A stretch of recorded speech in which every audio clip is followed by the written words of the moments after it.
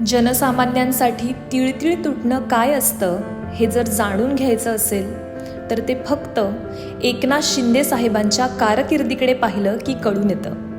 कारण आपल्या मुख्यमंत्रीपदाच्या कार्यकाळात ज्यांनी 450 कोटी रुपयांची आर्थिक मदत 75,000 रुग्णांना केली तो नेता म्हणजे एकनाथ शिंदे.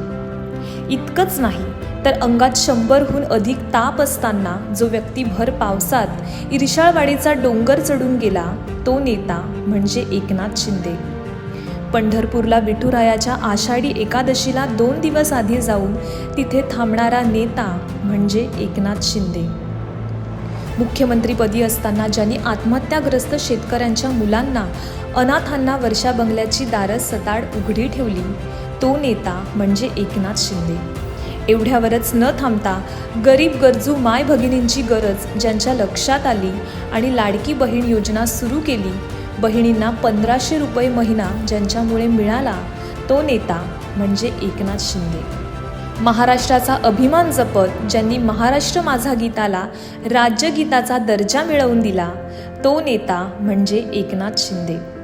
राज्याप्रमाणेच ज्यांनी गायीचा मान राखला आणि देशात गायींना गोमातेचा दर्जा मिळवून देणारं राज्य अशी महाराष्ट्राला ओळख दिली तो नेता म्हणजे एकनाथ शिंदे.